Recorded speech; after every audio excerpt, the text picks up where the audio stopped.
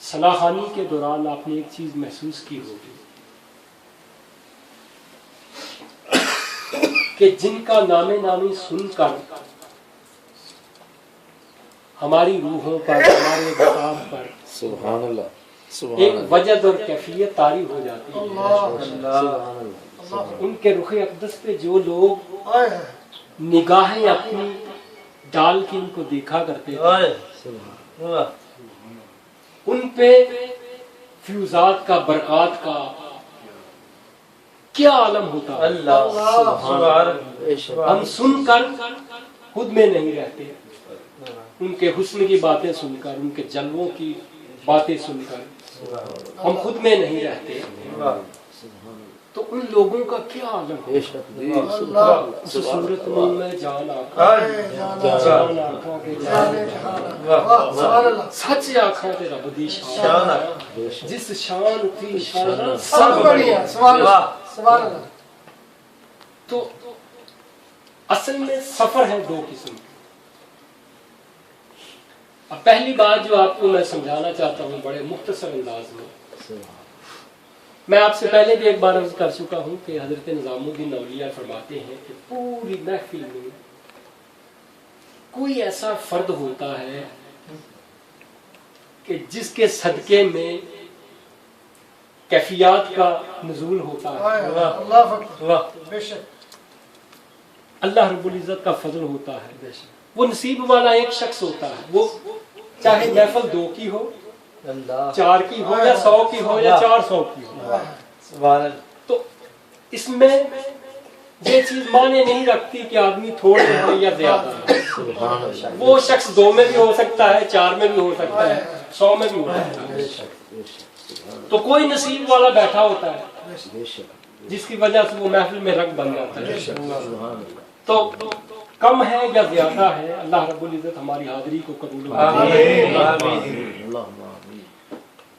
ہم پڑھتے ہیں اہدنا الصراط المستقیم، نماز پڑھنے کے لیے جاتے ہیں تو پڑھتے ہیں اہدنا الصراط المستقیم۔ ہم جیسے گناہ گار جب نماز پڑھنے کے لیے جاتے ہیں تو وہ بھی یہی کچھ پڑھتے ہیں، اہدنا الصراط المستقیم۔ درویش جو کامل لوگ گزرے ہیں، اولیاء گزرے ہیں، وہ بھی اللہ رب العزت کے حضور جاتے ہیں تو وہ بھی اسی طرح التجا کرتے ہیں اہدنا الصراط المستقیم۔ حتیٰ کہ سرکار دو عالم صلی اللہ علیہ وسلم بھی جب نماز ادا فرماتے ہیں اللہ رب العزت کے حضور تو وہ بھی یہی فرماتے ہیں، جو یہ عرض کرتے ہیں اللہ رب العزت کے حضور اہدنا الصراط المستقیم۔ تو یہ فلسفہ کیا ہے؟ اب ان سے بڑھ کر تو سیدھی راہ پہ مگر وہ بھی جب اللہ رب العزت کے حضور جاتے ہیں تو وہ بھی یہی عرض کرتے ہیں۔ بات سمجھنے والی یہ ہے کہ اصل فلسفہ یہ ہے کہ اللہ رب العزت کے حضور جا کر اہدنا الصراط المستقیم کہنا، یہی توفیق اہدنا الصراط المستقیم، یہی وہ چیز ہے اور یہی وہ صراط مستقیم ہے کہ اللہ رب العزت نے اپنا فضل کر دیا، آپ کو دنیا سے نکال کر اپنے حضور لے گیا، اپنے سامنے کھڑا کر دیا اور آپ کی زبان سے کہلوا رہا ہے کہ اہدنا الصراط، یہی اہدنا الصراط۔ تو اسی لیے ہر کوئی یہی پکارتا ہے۔ اب 2 سفر،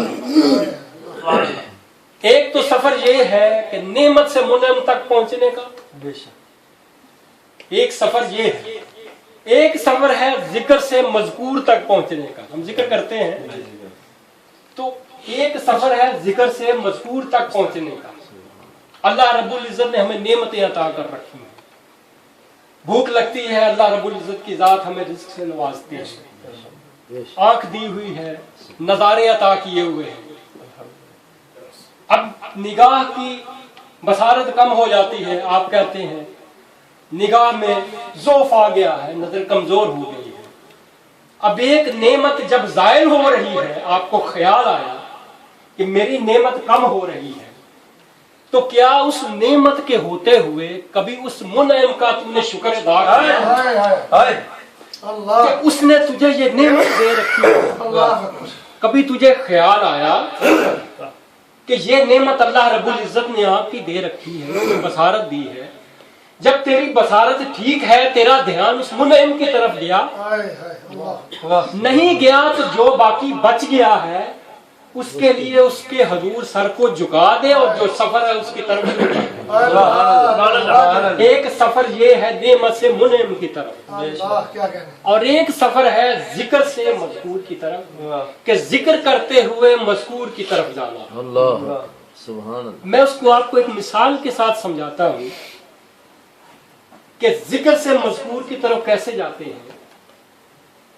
आप यहां से लाहौर का टिकट ले लें और PIA के जहाज में सवार हो जाएं। जब जहाज महवे परवाज है तो जहाज का